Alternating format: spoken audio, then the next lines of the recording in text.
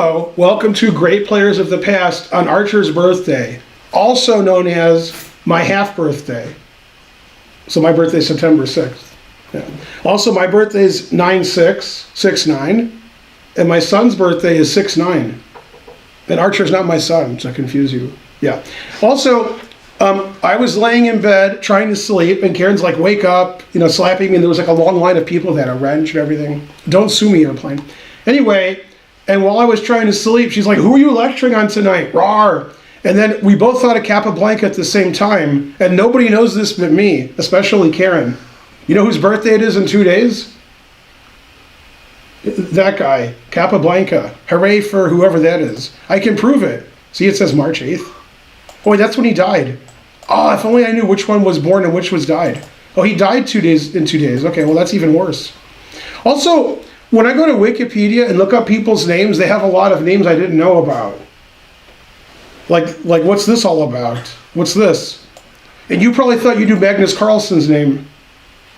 If you go to Wikipedia, he has other names. Did you know that? There's a Sven and there's an Owen. Yeah, it says his first name is Sven, S-V-E-N. I'm not even lying. It sounds like I am, but since I have the internet, I can prove it. So I didn't realize that everybody had a lot of names.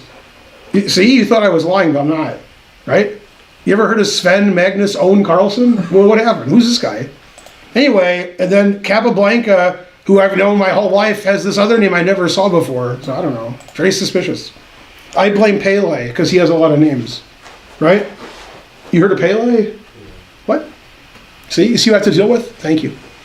Okay, so my dad's favorite player ever was Capablanca, and because of that, my dad was not a big Alekhine fan.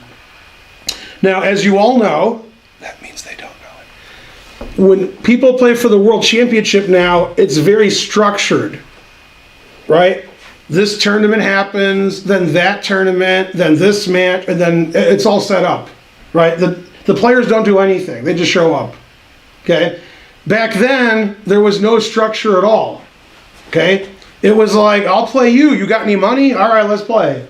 Okay, so what happened was some world champions were like, oh, that guy's pretty good. I'm not going to play him. How about you?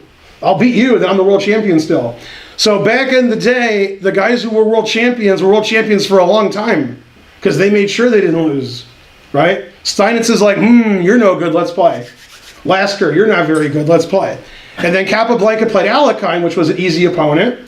And then Alekhine beat him, and then Capablanca's like, all right, I'll take you seriously. And Alekhine's like, nah, I'm not playing you. You're too good. So then he played Bogolyubov, who I lectured on last time, and other people you never heard of, right? Okay, and then Alekhine died, and then FIDE started to exist, and then now you have to play somebody good to be world champion. You can't just pick your opponent because they have money. Okay, now Capablanca was world champion, as you all know, from 1921 to 1927. Who did he beat in 21? Or should I say, whom did he beat in 21? I apologize. Can we retake that? Who did he beat, Karen? I mean, whom? Who Capablanca beat to become world champion? Steinitz. Close. You missed one. Lasker. There you go. Right. You could also say, I don't know, but I'll ask her. And then he lost to Alekhine, and then that was it. Okay. Now, as you all know, Alekhine won a lot of tournaments that Capablanca and Lasker played in. No, he may have won 0. He might have won 1, but it was 0 or 1. So very suspicious, because a lot of people think he's like top 5 of all time. He should win tournaments that Lasker and Capablanca play in, but they're better than him, so he didn't. Okay, and then occasionally Alekhine was intoxicated. Occasionally Capablanca was chasing women. Occasionally, yeah. Now you all know the movie Chess Fever, 1925. In Soviet Russia, Capablanca's in that movie. They filmed the tournament in Moscow. Yeah. And also there's the Great Chess Movie, which is a documentary made in the early 80s, which shows things from Chess Fever. So you see Capablanca on film. Okay, now, whenever somebody says, how good are you at chess? It's very easy to know. You don't have to look at their games or ask some GM. You go to Wikipedia. If the Wikipedia page is 30 pages long, they were good at chess. If it's Ben Feingold plays chess at the end, then that's, okay. So my Wikipedia page is this long. That's how long mine is. Okay, Capablanca's doesn't end. We don't have enough time in class. That's how good he was. Okay, he did all that. It never ends ever. Okay, and Morphy's like that, and Fisher's like that, and so forth. Right? And you guys, your Wikipedia page on chess it's not so good. Yeah. So you can see he did pretty well. Matches, it generally says he won, right? So you guys heard of Frank Marshall, and you think Frank Marshall was good? Man, 8 wins to 1. Come on. Kidding me? Okay, this match, 5-0-0. The truth hurts. Yeah. World Championship match, lost 0 games against Lasker. That's pretty good, right? Can't beat that. Okay. And Irva was also the world champion right after he lost to Capablanca. Capablanca was like dying 31, but he still beat Irva, who became world champion a few years later due to Alekine's drinking. Drink like a grandmaster. Co-written by Ginger GM. Okay, Capablanca was known as impossible to beat. In theory, he played 7 years straight without losing a game. So he was pretty good. Emmanuel Lasker said, "I've known many great players, but only one chess genius, Capablanca." Also, etc. And Capablanca was good as a child. He played the only strong player in Cuba match, Corzo, which it says right here actually, and beat Corzo. And then he's like, all right, got to go to other countries because this country no good. And so forth. Okay, and then the greatest games of Capablanca. Also, when my dad graduated high school and or college, we're still arguing about the picture, he actually looked exactly like Capablanca. People think it's Capablanca when they come over, but it's my dad's graduation picture, but it looks like that. So maybe they're the same person. Okay, and then, chessgames.com, millions of pages, every game ever played, mainly, etc. Now, I think of all the games I decided to look at for the lecture, there was one that I didn't know. And it was actually not played in a tournament. It was a casual game. The other ones, I know all the games, of course. You have a question? No. Okay. So, I'll start with the most famous game that you all know. That's funny. Right? And which game is that? It's the most famous Capablanca game because of the story behind it. A good class. Okay, it's his game against Frank Marshall. The reason this is a famous game is Marshall supposedly waited 10 years to play this gambit against Capablanca. And they finally played it. He played him and he played it. And then Capablanca crushed him. So back to the drawing board. This gambit is played today, but they don't play it the same way Marshall did. They changed the move order. So it's still considered a good opening for black. Okay, this is probably Capablanca's most famous game. It's a Ruy Lopez. You guys have heard of that, the Spanish opening. Okay. And now, in this position, black can play either d6 or castles. If black plays d6, he's not going to play d5 because he played d6. If he castles, he might play d5. So Marshall castled. Now, people who want to avoid the Marshall Gambit, which happens today, a lot of players are like, I don't want to see the Marshall Gambit. So they play d3, and h3, and knight c3, and a4. But the main line of the Ruy Lopez is c3. And now if black plays d6, this is 15,000 Grandmaster games. Okay, the Marshall Gambit, supposedly invented just for this game, is d5, sacrificing a pawn. And Capablanca wrote, I knew when he sacked a pawn he'd have a great attack, but you got to see what happens. Okay, and Marshall supposedly analyzed this for 10 years. And this is the gambit. White's up a pawn now. And White's development is a bit iffy. A little suspicious there, right? Okay, and White's king doesn't have a lot of pieces in front of it, just pawns. Nowadays, if this was played in a Grandmaster game, black would definitely play c6. That's the only move Grandmasters play now. You can't play bishop to d6 because your knight's not defended too much. So you play c6, then you play bishop d6, and there's 100 trillion Grandmaster games, at least, because there's other planets and universes and stuff. I was watching Rick and Morty, that was a good estimate. So if I push reference, there's tons and tons and tons of games, but most of them are with c6. Even though c6 isn't there, it's going to pop up at the top, because I said so. That's why I'm the Grandmaster. There we go, I got lucky, see? The good player is always lucky. Notice the two best players who played c6 are Carlsen and Carlsen. Now I'll tell you something you didn't know. Carlsen currently is playing in Reykjavik. It's an open tournament. The highest rated player in Reykjavik is Richard Rapport. Both of those statements are correct. How is that possible?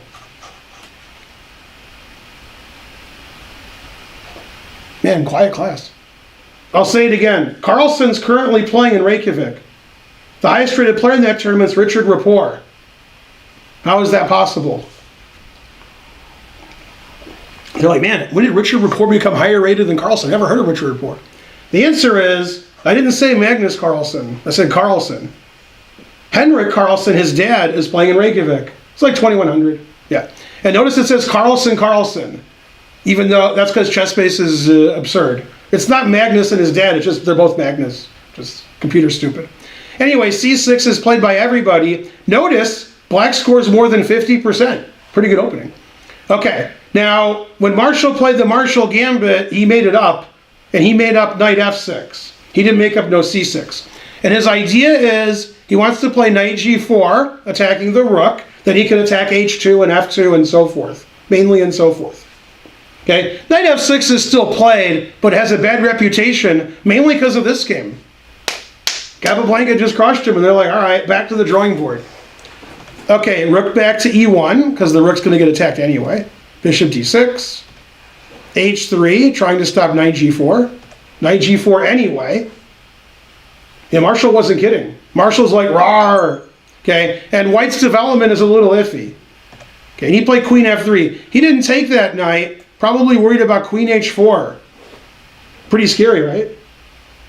Yeah. No, not scared. Okay, so queen f3. Now, not only can he take the knight, but the rook's also attacked. So, a lot of stuff going on. Queen h4. Now taking the rook would be risky.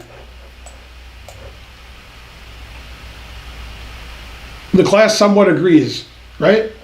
Do you agree now? I hope you agree now. Otherwise, yeah. Okay, so he didn't take the rook, obviously. He played d4. Now his bishop can get out. That's good. Knight takes f2. Rook e2. If he takes the knight, black has a big attack. First of all, I could play bishop g3 and just win the rook, right? If you're trickier than that, you could check here with the idea of king takes bishop, queen takes queen, but probably king f1's a good move. So I think he was just going to play bishop f2, bishop g3, and then he gets the rook. So Capablanca played rook e2 and said, your knight is trapped. You can't get out. Although still, this is suspicious, development over here. Now, let's do a sample variation as a joke, because I'm funny. Let's defend our knight. Okay? Remember white was getting checkmated and black attacked? Now, 'tis other way around, English.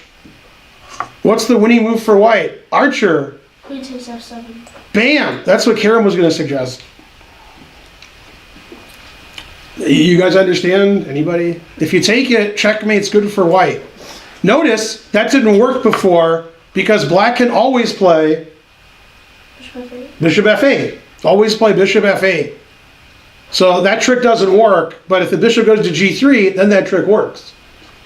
Okay, so black played bishop g4. Roar! I'm getting a lot of text about this game. Oh, okay. That's from my son. He says, great game. So supposedly a lot of this was prepared by Marshall. But he was playing Capablanca. Capablanca went roar. Okay, so it looks like taking either piece is pretty dangerous. Black has a lot of pieces attacking white's king. So it's pretty scary. I don't know what I would do. I'd resign. Okay, so he played pawn takes. What happens on queen takes? I wish I knew. I'm assuming bishop g3. That's my assumption. And now, if I take the rook on e2 and play rook e8, that looks really good for black. For example, Just as an example. Yeah, this looks tough for white. This isn't good D. That's some pretty bad D, isn't it? Yeah, I don't like that. Material's about equal, too. It's like 2 pieces for a rook, except white's 3 pieces down. And white's king's very suspicious. Okay, so Capablanca is like, I'm not doing that. So he took the knight. Now, most of you think this is mate, but there's king takes knight. And this also, there's king takes knight. So if you go here, I guess I can play rook takes knight. Otherwise, queen h1's mate. Okay, and he played bishop h2 check. You can guess white's move. F4. King f1. Bishop g3, threatening queen h1 mate. Yeah? Okay. So he took, so his king can go to e2. Takes. Now the bishop on c1 is hanging. So he moved it. It's funny, even if you take the bishop on f2, and I take the bishop on c1, it's still 2 pieces for a rook, but that rook on a1's no good, the knight on b1's no good, the white king is exposed. So he saved his bishop, bishop to d2, stopping the threats. Bishop h4. Now he could check the king away, but I think the king just goes away. And then the king's safe. If only it was a bughouse game and black could, go to d1 and d3 and g6. Rawr. Okay, not bughouse. Okay, so bishop d2, bishop h4, queen h3, trading queens. Rook h check, check, king c2. Black obviously doesn't want to trade queens. Queen f3 pinning the bishop. Queen g1 unpinning. Bishop to d5. And basically, white has 2 pieces for a rook, and the attack is gone. Yay, a4. Getting the rook active. Rawr! So now it's just 2 pieces for a rook, and I don't think white's king is in any danger because he has a pawn in front of it, a knight in front of it, a bishop in front of it, and this rook isn't really playing. Unfortunately, black probably would have preferred to play rook f to e8, so his other rook could be doing stuff, but then f7 is not sufficiently defended. So this rook is actually defending. That's not so good. Takes on c3. Knight takes, completing development. b6. The 2 bishops. Yay. Rawr. Bishop f7. If you take on f7, I can queen with check. Yeah, and here he resigned. Probably the computer announces mate, I'm guessing. Yeah, I guess good. You guys should like this mate, right? Do you guys like this mate? No, nobody likes it? Archer prefers that mate. Yeah, it's his birthday. Yeah. I actually played that mate, rook h6 with a bishop on the diagonal, about a year ago in St. Louis. I played the exact mate. Not this position, but yeah. Okay, so then black lost. Back to the drawing board, waiting 10 more years. Now, what's funny about Frank Marshall is due to the fact that he was the U.S. champion, because they never held the tournaments, he was just the reigning champion. And the fact that there's a chess club in New York you've all heard of. Yeah. You've been to that chess club, yeah. Yeah. Okay. And the fact that he played a match with Capablanca, people are like, yay, Marshall, the great American player. His score against Capablanca was not good. No, not good. However, a very strong American player, Harry Nelson Pillsbury, your favorite, takes the cake. He was a great American player, but Marshall's more famous.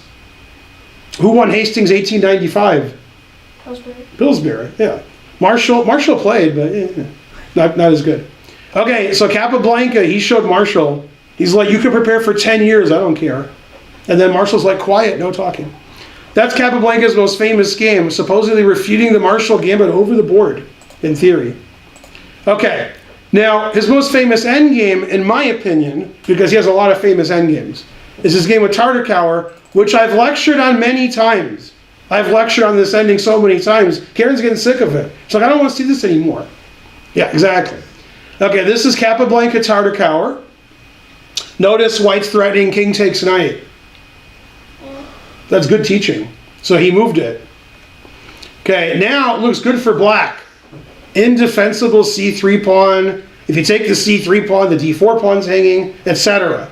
However, as Karen will tell you every day, and she does, the only thing that matters in the endgame is your king position. And white's king can almost move up, but black's king cannot. Okay? And so white played bishop takes f5. If you take as an intermediate move, now it's obviously good for white. White has a king and black doesn't. So he took on f5, and he's like, well, my king's trapped on f8, but I'm going to play rook takes c3 check, and your king's going to go back also. And black's going to be a pawn up. It's true. Yeah. So this is a very famous Capablanca maneuver where, obviously he saw it before this position, where he doesn't let his king go back. King must go up. So you guys aren't as high rated. You don't play moves like this. See? Forking the two pawns. Archer. King G3. King G3. And after takes, King H4. Now the F4 pawn is indefensible. See, I told you. It's true. Capablanca's like, whatever. That was the first time that had been used, 1924. Yeah. G6. Bam. You want my D pawn? You can have that too. Because when the white king gets to F6, the truth hurts. Then we're checkmating you.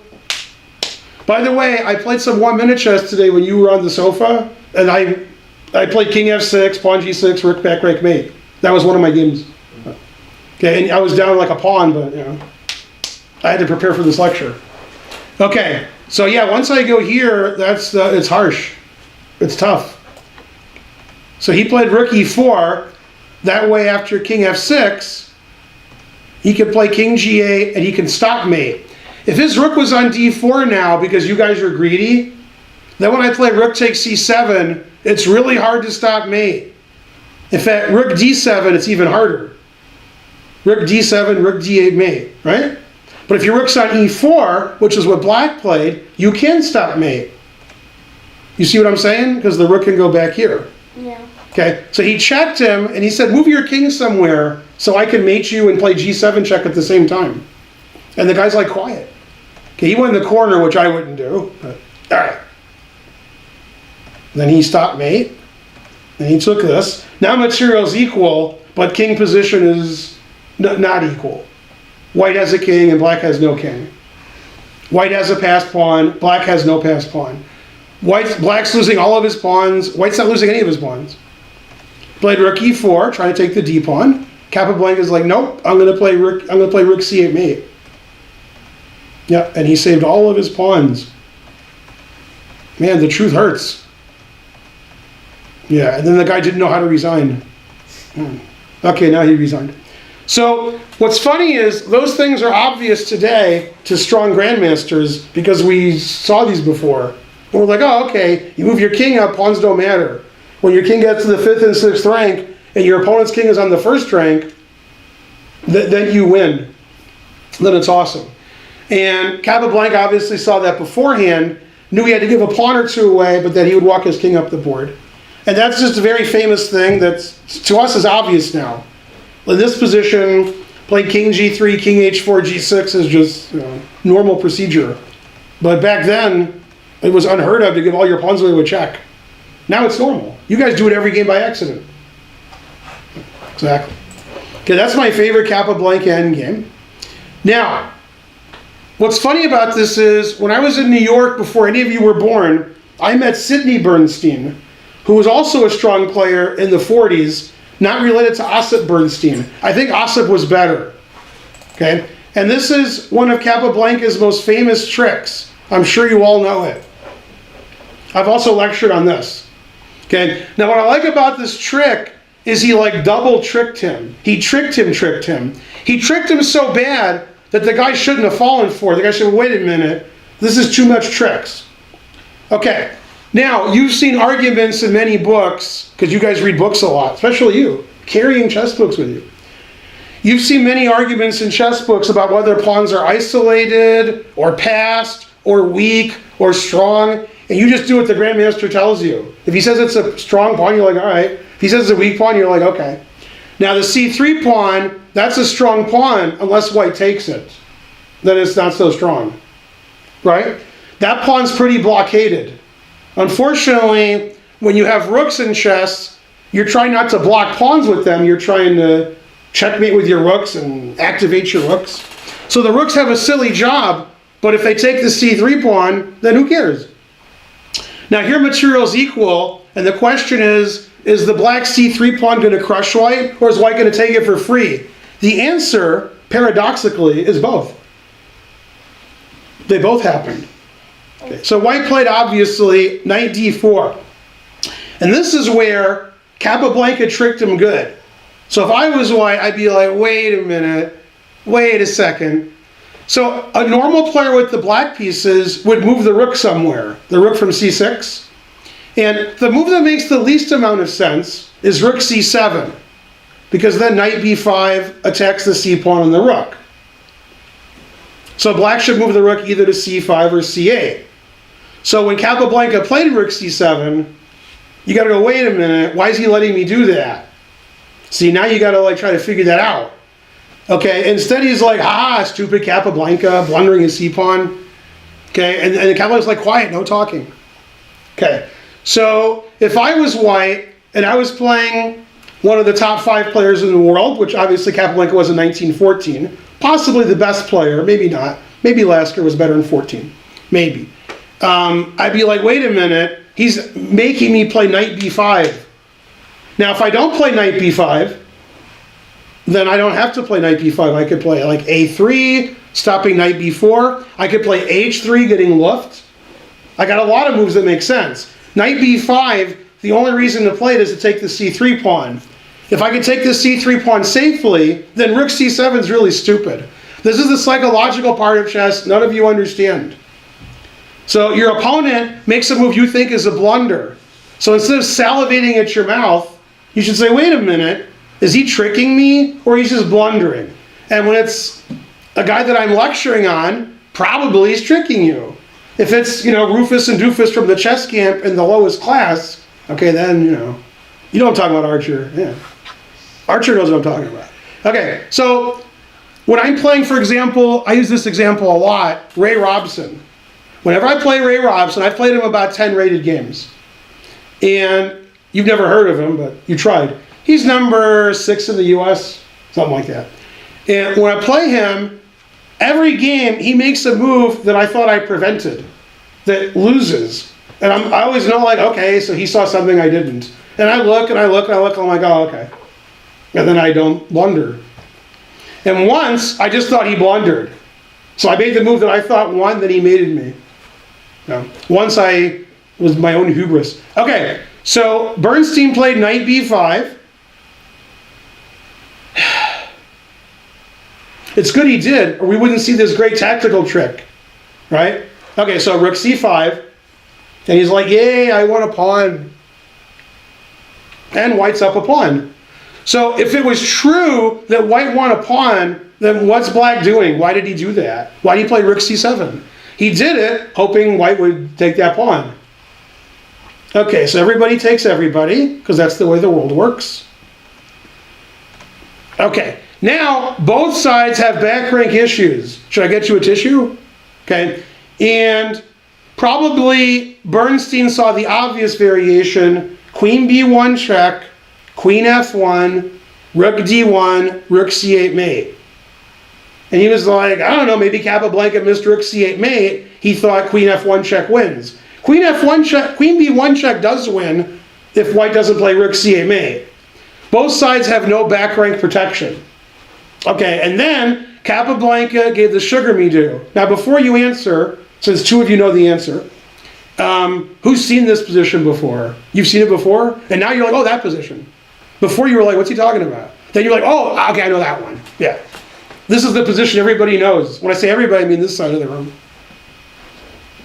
What's the winning move, Karen? You can do it. Archer, it's your birthday. You can answer for your mom.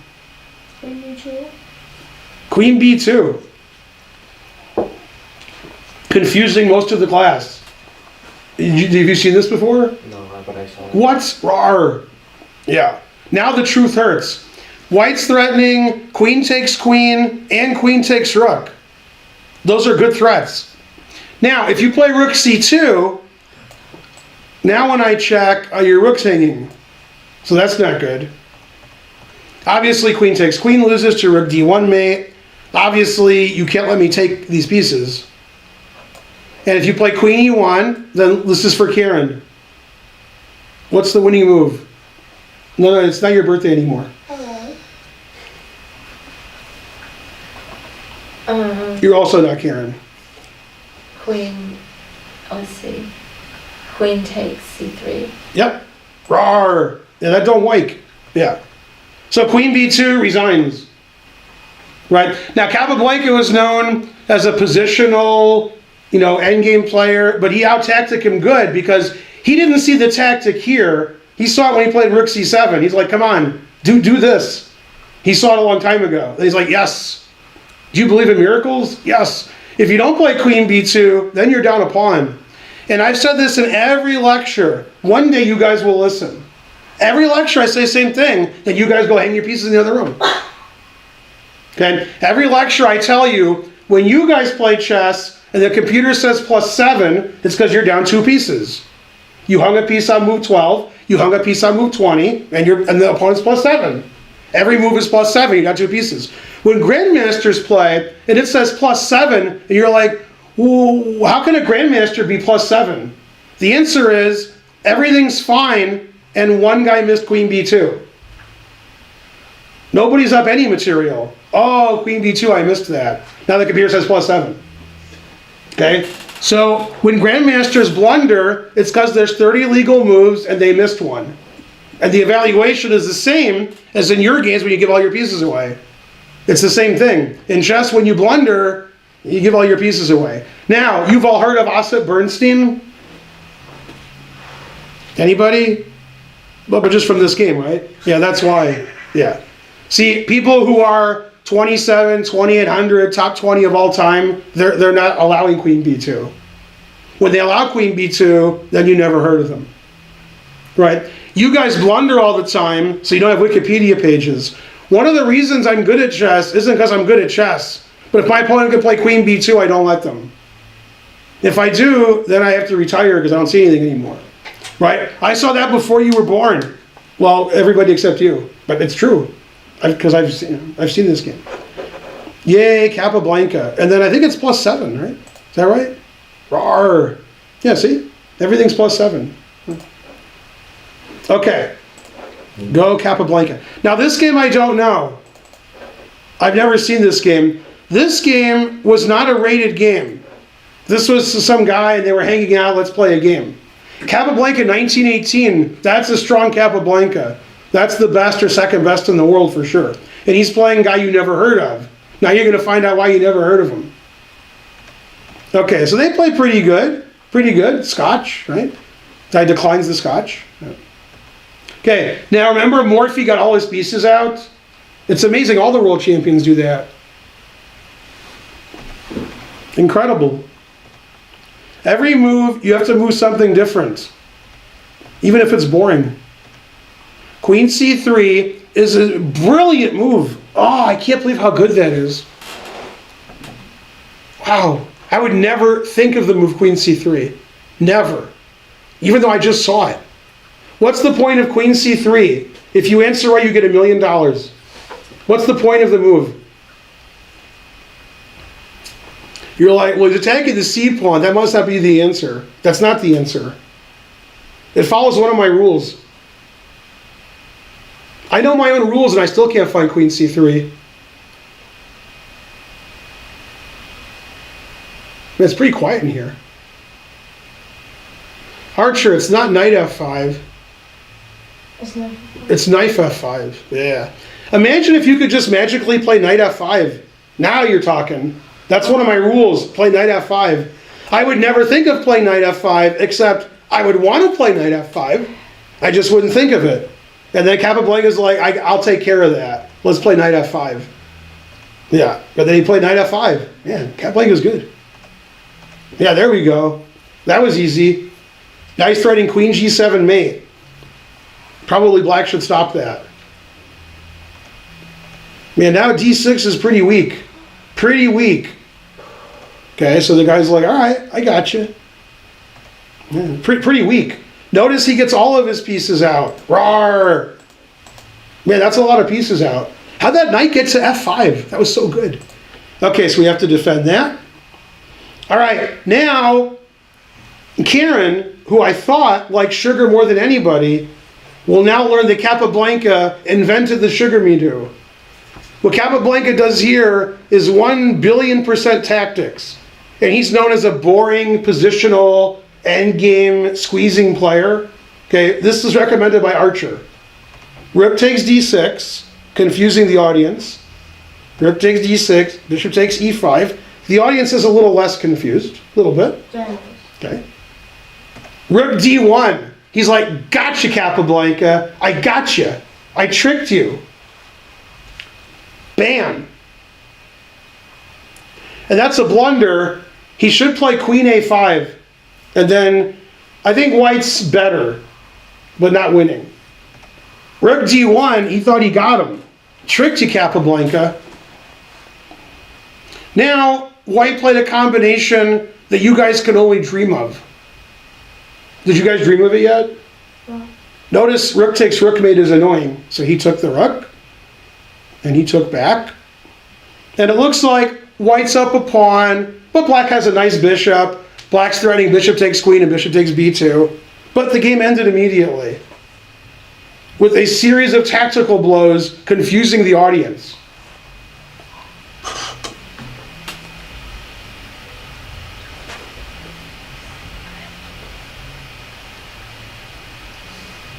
Wait, Karen's raising her hand? You told Karen the answer?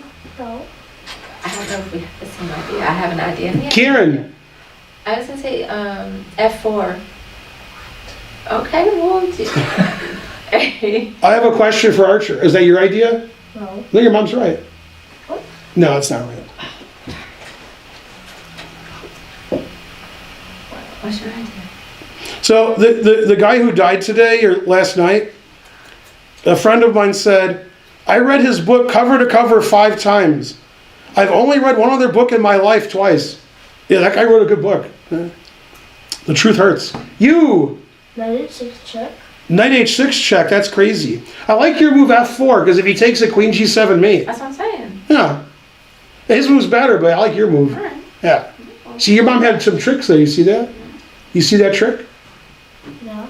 Man, what would you do on f4? Well, to retreat the bishop. Where? I'm sorry, what? Where? Retreat it where? That's what I'm saying. To d6. No, queen g7 still mate. That's what I'm saying. Right, you have to play bishop f6, then e5. No, f4 is probably winning, yeah. Knight h6. And now the sugar me duo of all time, Archer. Queen takes c5. Bam! Okay. Alright. Pitting the g-pawn. Yeah. Man, the truth hurts. That's the positional boring player for you. See, when Capablanca is playing people you've heard of, that it's a 90-move endgame win that I show you, then when he plays Rufus and Doofus, he shows you why they're Rufus and Doofus. See, I never sack anything. If I'm playing you guys, then, you know, I get away with it. Yeah, and then obviously resigns. I'd never seen that game, but I like that, because he got all his pieces out, he played knight f5, sacked everything. Man, he showed that guy. That wasn't even a tournament game, that was just for fun. That was like Morphe versus some random guy. Yeah. And somehow we haven't heard of that guy. Okay, now for one of his most famous games, which we'll end on, against Nimzowitsch. It's called one of the immortal Zugzwang games, because white's always in Zugzwang the whole game. Truth hurts. He gets sort of positionally outplayed, sort of. Okay, and this game's too high level for this class, but good enough. Nimzowitsch said, you should do this, and you should do this, and he wrote the famous book, Nimzowitsch. Oh, my system. Yeah, see, I'm not calling if you don't know the answer. Right, and he said, you should play like this, and you should play like that. He was the first rapping grandmaster, Nimzowitsch. And then Capablanca said, let me show you how it's done. Okay, and he basically made it so Nimzowitsch couldn't move any of his pieces. That Nimzowitsch book didn't sell as well after that. It's like, well, wait a minute, what? Okay, and this was in 27, the very end of Capablanca's career. You know, he lost the World Championship match. He was getting sick the next few years. Died in the late 30s. Was that the door? No, I'm hearing things. Solid. Okay, So Caro-Kann, obviously, because this is very positional. Nobody plays bishop d3 nowadays because white doesn't want to trade the bishops. White wants to punish this bishop for being born. So players now are just playing like they're insane. Okay, that's the drunken bishop. They're just h4, c4, f4, g4. Okay, and some people are playing boring, knight f3, bishop e2, and getting the bishop later with the knight. But okay, this is 1927. Bishop d3 is already a mistake. And it's just a French defense where this bishop's not here, so that's good. And the more trading you do, the less attack white has. So black gets a better endgame because black has nice squares for his knights. And white's pushing all of his pawns, which in an advanced French or advanced Caro-Kann is done for attacking. So when you trade all the pieces off, then you just have a worse ending because you don't have any defense of your squares, which you'll see. h5, rar. Yeah, g5 is really anti-positional. I would never play the move g5. That's sort of like giving up. You can't move your pawns after that. White has to be more fluid and try to play f5 later. You could play f5 now and sack a pawn, although after queen takes e5, I don't see any compensation. I would play h3, and then hopefully in 10 or 20 moves I would play f5. I hope. I wouldn't get my hope, but I would try.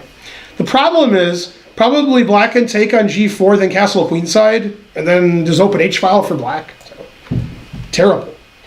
Okay, castles, the king is safe. And basically white can't do anything because of the pawn structure on the king side. There's just nothing white can do over there. And he moves around doing nothing, my favorite thing to do. Unfortunately, white can't do anything.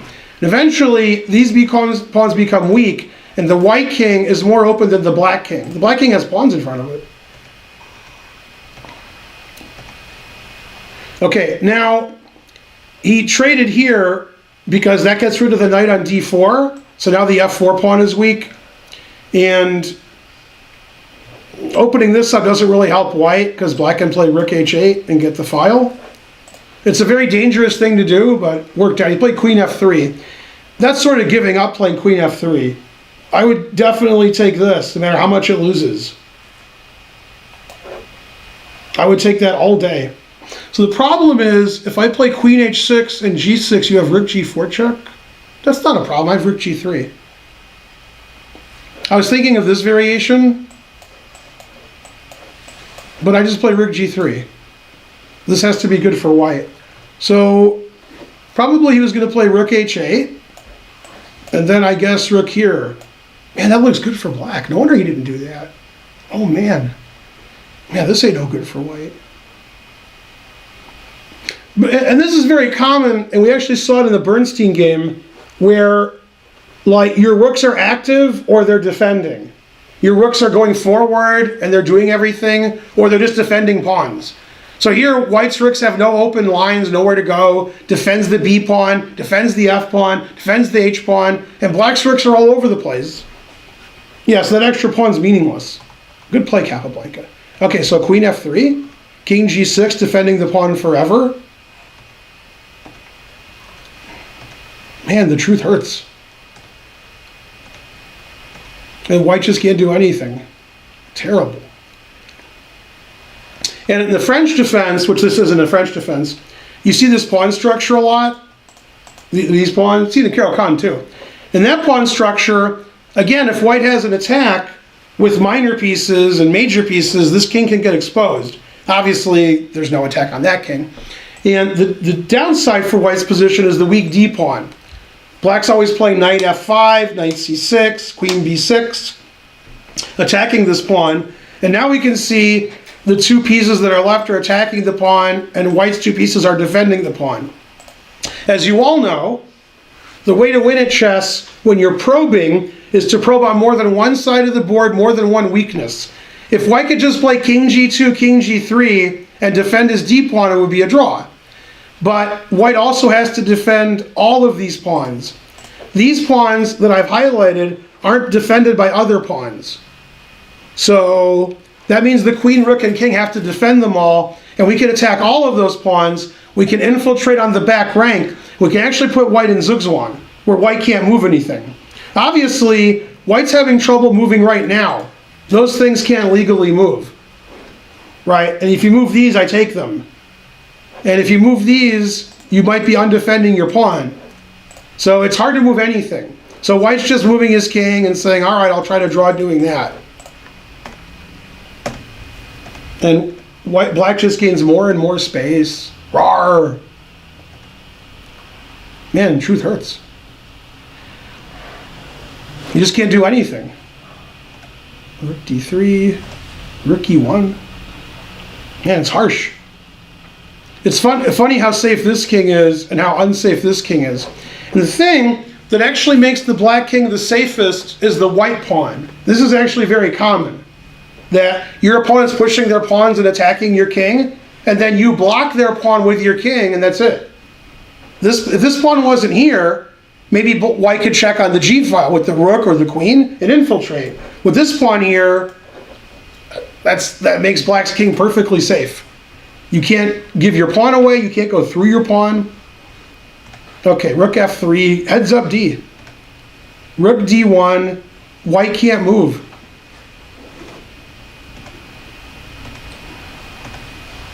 And rook f1. Man, the truth hurts.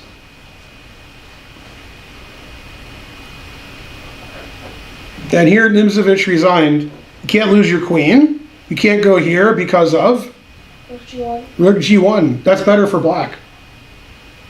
No, I'm serious. Yeah. And if you play queen e2, which looks pretty obvious, and I check you here, now I'm attacking this and this. So you can't play queen g2, right? So you have to play king h3. And I assume every move wins. I'm probably missing mate in one, but I would probably go here. Maybe rook f2 is better. Rook f2 is better because I'm threatening mate and queen g2 and rook takes queen and so forth. And what I'm wondering is after rook f1, if the number's like plus 20 for black or if it's announced as mate. That's how good black's position is. It doesn't see mate yet. It's only going to be plus 20, plus 30, plus 50, plus 1,000. It might see mate. Yeah, the computer, that does see mate. It's just a long ways away. Yeah. I knew it was going to be some crazy number. So that was a positional crush because white never made any threats. White spent the whole game defending his pawns, and he never got his rooks active, whereas, as you see in a lot of Caro-Kann's and French's, black got the c file with his rooks, black attacked the d4 pawn, black infiltrated, and white had no attack. And because of games like this, people stopped playing bishop d3 in the Caro-Kann. Because you really need your white squared bishop with white. Like nobody plays bishop d3 now. We need the white squared bishop so we can start an attack later. And when black plays c5, which he did early, this opens up the king diagonal, which obviously doesn't matter if white doesn't have a bishop to punish you. And basically that was the style Nimzowitsch was trying to teach in my system, was overprotection, build small advantages, improve your position, do things slowly. And basically he got beat by his own system, where his position got worse and worse and worse. He couldn't move anything. He had to open files for his pieces. He traded too many pieces early. And we actually learned a lot from this game because when you advance your pawns in the center and gain space, black's the one who wants to trade pieces, then his king is safe and white's pawns are weak. If the guy checkmates you, it doesn't matter if his pawns are weak because he checkmated you. So when you're playing super aggressively and your opponent can trade a lot of pieces, you don't have a good position anymore because your aggression doesn't keep him bottled up. You always want to trade when you have no space. Here white has more space in the center. Unfortunately, he's giving away the white squares because he put all his pawns on dark squares, and that's how Capablanca won the game. And that's how Capablanca won a lot of games. That game was the most Capablanca-esque of the Capablanca games. Some of the other ones against people you never heard of, he was just crushing them. But then when they're famous people you've heard of, right? Nimzowitsch, your favorite player, He's like, yeah.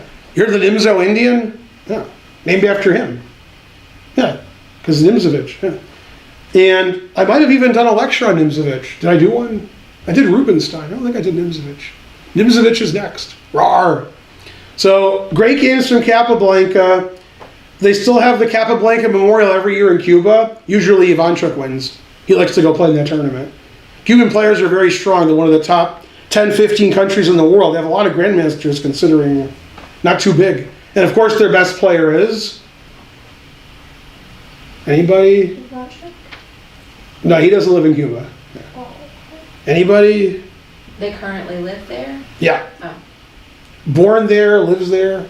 Very common in Cuba that you're born there and you live there. Otherwise, nobody's defecting into Cuba.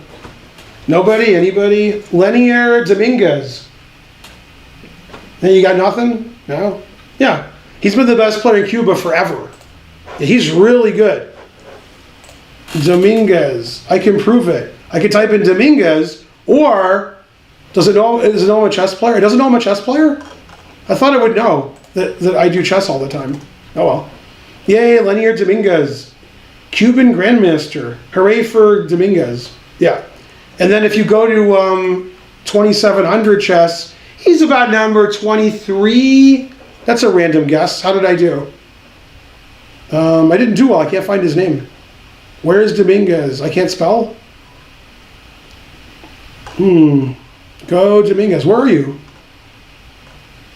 He's under 2700, Dominguez? Wow. What happened? Where'd Dominguez go? Wow, he used to be like right around here.